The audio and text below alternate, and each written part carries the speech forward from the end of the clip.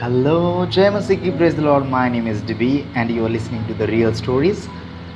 कल आप लोगों ने लूत की कहानी सुनी और आज की कहानी है अब्राहम और इसहाक की कहानी। तो आज की कहानी शुरू करते हैं। 90 वर्ष की आयु में अब्राहम की पत्नी सारा ने पुत्र को जन्म दिया। उसका नाम इसहाक रखा गया। इसहाक के जन्म के पूर्व अब्राहम ने मिस्र के साथ आई दासी हगार को अपनी उपपत्नी बना लिया था। उससे उसे इश्माएल नामक एक पुत्र हुआ था। इसहाक के जन्म के बाद सारा ने अब्राहम से कहा कि वो हगार और उसके पुत्र को घर से निकाल दे। वो नहीं चाहती थी कि एक दासी का पुत्र उसके पुत्र के साथ अब्राहम का विरासत का अधिकारी बने। अब्राहम इस बात से दुखी था, लेकिन परमेश्वर ने उसे ऐसा कहा कि अब्राहम जैसा सारा ने कहा है वैसा ही करो। हगार और इश्माएल को घर से निकाल दो। तुम्हारा वंश इसहाक के द्वारा बना रहेगा। इश्माएल की भी तुम चिंता मत करो, वो भी तुम्हारा पुत्र है, इसीलिए मैं उसके द्वारा भी एक महान राष्ट्र उत्पन्न करूंगा।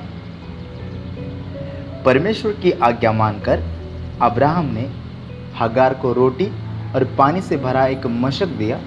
फिर इश्माएल को उसकी गोद में डालकर घर से निकाल दिया।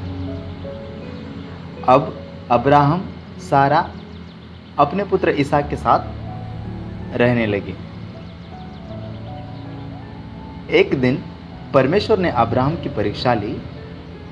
उसने उसका नाम पुकारा, अब्राहम अब्राहम। अब्राहम ने उत्तर दिया कि मैं प्रस्तुत हूं। परमेश्वर ने उससे कहा, अब्राहम, मेरी आज्ञा यह है कि तुम अपने परम प्रिय पुत्र को लेकर मोरिया देश जाओ। वहां मैं तुम्हें जो पहाड़ बताऊं उस पर उसे बलि चढ़ा देना। अब्राहम ने सवेरे उठकर अपने गधे पर जीन बांधी, फिर होम बलि के लिए लकड़ी तैयार की और अपने पुत्र इसहाक को लेकर मोरिया देश की ओर रवाना हो गया। और उसके साथ 2 नौकर भी थे। वो 3 दिनों तक चलता रहा।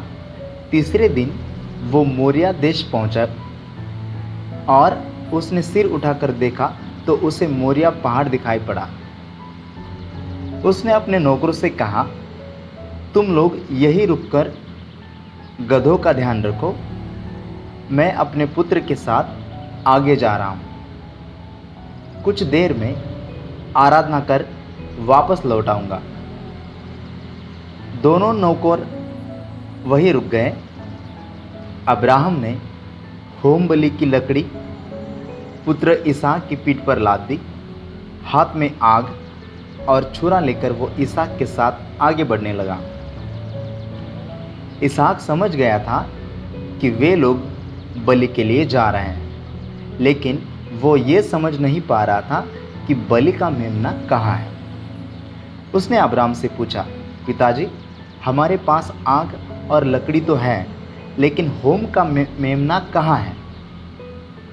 हम बलि कैसे देंगे? अब्राहम ने उत्तर दिया, बेटा, परमेश्वर पर विश्वास रखो, वो हमारे लिए होम के मेमने की व्यवस्था कर देगा। कुछ देर में दोनों ईश्वर द्वारा बताए जाने स्थान पर पहुंच गए। अब्राहम ने वहां एक वेदी का निर्माण किया और उस पर लकड़ी सजा ली। फिर उसने अपने पुत्र इसहाक को बांधकर वेदी पर लिटा दिया। अब वो परमेश्वर की आज्ञा के अनुसार अपने एकलौते पुत्र की बलि के लिए तैयार था। उसने छुरा उठा लिया और इसहाक की ओर बढ़ाया। तभी उसे प्रभु की दूत की वाणी सुनाई पड़ी, अब्राहम अब्राहम। अब्राहम ने उत्तर दिया, प्रस्तुत हूं। दूत ने कहा, बालक पर हाथ नहीं उठाना, उसे किसी भी प्रकार की हानि मत पहुंचाना। मैं जान चुका हूं कि तुम परमेश्वर पर कितना भरोसा रखते हो।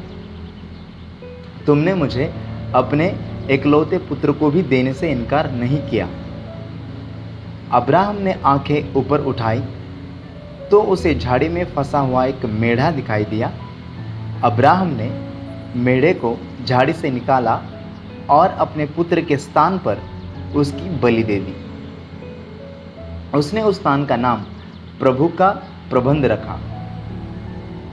प्रभु के दूत ने अब्राहम को फिर से पुकारा, यह प्रभु की वाणी है, तुमने मुझे अपने इकलौते पुत्र को भी देने से इनकार नहीं किया।